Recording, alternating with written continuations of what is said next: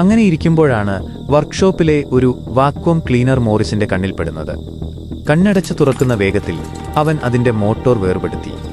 Security ക്യാമറകളുടെ കണ്ണുവെട്ടിച്ച് കാവൽക്കാരുടെ ശ്രദ്ധ തിരിച്ച് അത് സെല്ലിനുള്ളിലെത്തിച്ചു. അതീവ സുരക്ഷയുള്ള ആ ഇരുമ്പഴിക്കുള്ളിൽ ഇരുന്നുകൊണ്ട് മോറിസ് ആ മോട്ടോറിനെ ഉടച്ചു വാർത്തു. ഒടുവിൽ ഭിത്തികൾ തുരക്കാൻ കെൽപ്പുള്ള ഒരു ഡ്രില്ലിംഗ് മെഷീനായി അത് രൂപം മാറി. അങ്ങനെ ഡ്രിൽ ഉപയോഗിച്ച് തുരക്കുവാൻ ഞങ്ങൾ തീരുമാനിച്ചു. പക്ഷേ വെല്ലുവിളികൾ അവസാനിച്ചിരുന്നില്ല.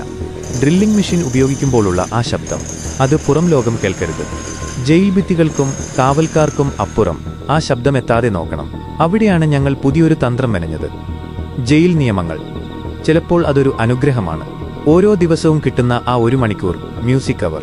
തടവുകാർക്ക് ആർത്തുവിളിക്കാം, വാദ്യോപകരണങ്ങൾ മീട്ടാം. മോറിസ് തന്റെ അക്കോർഡിയൻ കയ്യിലെടുത്തു. സംഗീതത്തിന്റെ ആ വലിയ ശബ്ദകോലാഹലങ്ങൾക്കിടയിൽ ആരും കേൾക്കാതെ ഞങ്ങളുടെ ഡ്രില്ലിംഗ് മെഷീൻ പ്രവർത്തിച്ചു തുടങ്ങി.